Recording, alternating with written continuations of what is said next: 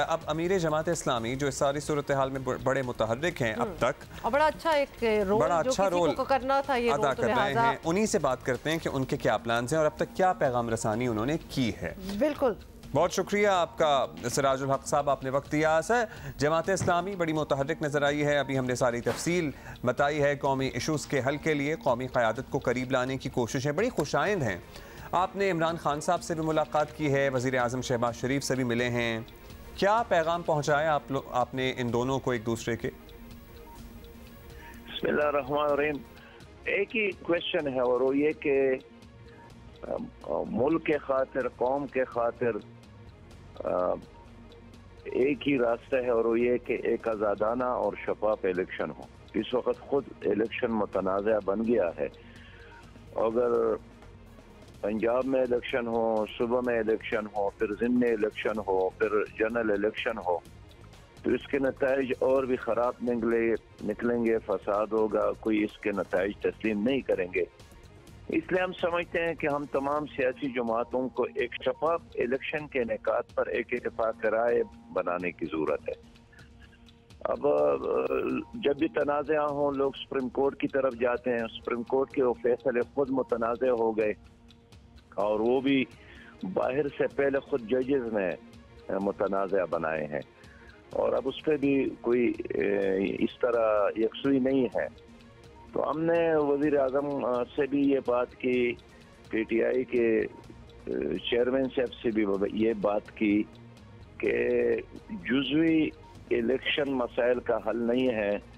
ہم چاہتے ہیں کہ پورے ملک میں ایک الیکشن ہو، ایک ہی دن پر ہو اور الیکشن سے پہلے تمام سٹیک ہولڈرز کا ایک شفاف الیکشن پر اتفاق رائے ہو جائے۔ اس لیے اگر الیکشن ہی مسئلہ حل نہیں کر سکا تو اس کے بعد تو جنگی اور فساد کے نتیجے میں کوئی مسئلہ تو حل نہیں ہو سکتا ہے۔ یقیناً چاہتے تو سارے یہ ہیں کہ ایک ہی وقت پہ الیکشنز ہوں۔ اچھا بتائیں کہ اب تک جو آپ کی ملاقاتیں رہی ہیں اس میں رسپانس کیا ملا ہے؟ آپ کو دونوں جانب ایسی کوئی فلیکسیبلٹی نظر آئی ہے کہ مستقبل قریب میں یہ مل بیٹھنے کو بھی تیار ہوں؟ صحیح بات یہ ہے کہ بہت زہریلی پولرائزیشن ہے، بہت فاصلے بڑھ گئے ہیں، بہت تلخیاں موجود ہے اور یہ ایک دو دن کے نہیں ہیں، ایک طویل عرصہ اس پر گزرا ہے۔ لیکن ہم چاہتے ہیں کہ اس ملک کا اصل وارث جو ہے عوام ہے اور غریب عوام اس وقت رو رہے ہیں، مہنگائی میں جل رہے ہیں، بے روزگاری اور بدامنی ایک طرف ہے، بے یقین دوسری طرف ہے۔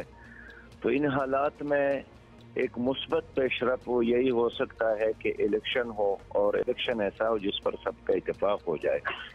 باقی جماعت اسلامی کا اپنا ایجنڈا ہے، ایک نظریاتی اور دینی جماعت ہے، مسلم لیگ کا اپنا ایجنڈا ہے، پی ٹی آئی کا اپنا ایجنڈا ہے، لیکن الیکشن کا ہونا اس پر تو ہم سب کا اتفاق ہونا چاہیے۔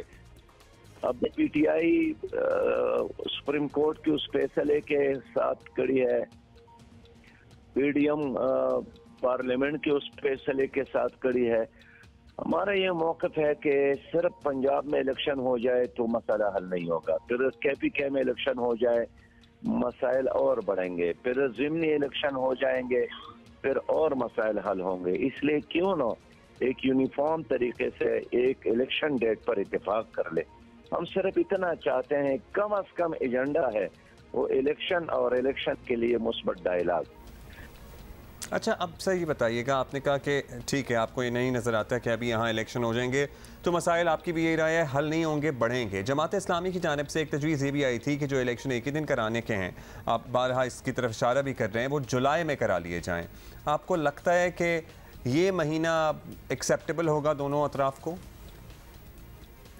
دیکھیں ہم اس لیے چاہتے ہیں نا کہ پاکستان تو ایک ہی ملک ہے اور ایک وفاقی نظام ہے، تو ہم چاہتے ہیں کہ مرکز اور چاروں صوبوں میں الیکشن ہو اور ظاہر ہے اس کے لیے مرکز میں بھی اور چاروں صوبوں میں نگران حکومتیں بنانا پڑیں گے۔ باقی تاریخ میں آگے پیچھے ہو سکتا ہے لیکن فی الوقت بڑا ایشو یہ ہے کہ ہم ان تمام سیاسی جماعتوں کو اس پہ راضی کر لے کہ وفاقی اور صوبائی असम्बलियाँ एक ही दिन हो और एक निज़ाम के तहत हो। लेकिन सिर्फ पॉलिटिकल पार्टीज़ की तो यहाँ हम बात नहीं कर रहे, क्योंकि मुल्क की सियासी क़यादत मिलकर मुल्क के मसाइल का हल निकाले तो ये तो बड़ी ज़बरदस्त बात होगी। लेकिन इन पूरे हालात में फ़रीक तो इदारे भी हैं। ख़ास तौर पर अगर इस वक्त की ही बात कर लें तो सुप्रीम कोर्ट की सूरत हाल काफ़ी तशवीशनाक सी नज़र आ रही है, जहाँ जजेस में तकसीम है और अब बिल्कुल वाज़े भी है। तो इसका हल क्या आपके पास है? इसमें मैं सुप्रीम कोर्ट से ये अपील करूँगा कि वो सियासतदानों को चांस दे कि वो खुद अपने मसाइल हल कर ले। और अगर कोई सुप्रीम कोर्ट का कोई जज ये समझता है कि 23 करोड़ अवाम का फैसला वो खुद ही कर सकता है, क्योंकि वो खुद एक पेज पर नहीं है। हाँ, अगर इब्तिदाई में चीफ जस्टिस फुल कोर्ट का इजलास करके और एक इज्तिमाई दानिश के साथ फैसले करते तो शायद प्रॉब्लम इतने ना होते। लेकिन जब वो 9 जजेस पर मुश्तमिल, फिर 5 जजेस पर मुश्तमिल, फिर आखिर में चलते चलते 3 जजेस पर मुश्तमिल फैसला आया और ख़ुद फिर जजेस ने, सुप्रीम कोर्ट के अपने जजेस ने उनको मुस्तरद किया, उसके साथ इत्तेफाक नहीं किया, तो उसकी वजह से वो फैसला ही मुतनाज़ा बन गया। अब हमारा ये ख्याल है कि इलेक्शन के हवाले से मसाइल ना सुप्रीम कोर्ट हल कर सकती है, ना कोई इस्टेब्लिशमेंट। इन दोनों इदारों को गैर जानिबदार रहना चाहिए और ये सारा मसला असम्बली में मौजूद जो सियासी पॉलिटिकल स्टेक होल्डर है वो खुद आपस में मिलकर तय कर ले। लेकिन ज़ाहिर है इसके लिए अपने अपने मौक़िफ़ से ज़रा 2-2 कदम पीछे हटना पड़ेगा। पीछे तो हटना पड़ेगा और तभी कुछ कोशिशें आपकी भी रंग लाएंगी। सिराज उल हक साहब, अगर कुछ कोशिशें आपकी रंग ले आईं, कुछ हालात बेहतर हुए, इलेक्शन का वक्त आ गया, तो हम ज़रा आगे बढ़ते हैं। हम आपसे ये जानना चाहते हैं कि जमात इस्लामी किसी के साथ इत्तेहाद करके इलेक्शन में मैदान में उतरेगी या आपकी अपनी अलहदा पोजीशन होगी जो आपकी अलग जद्दोजहद है? कुछ सोचा है इस बारे में आप लोगों ने?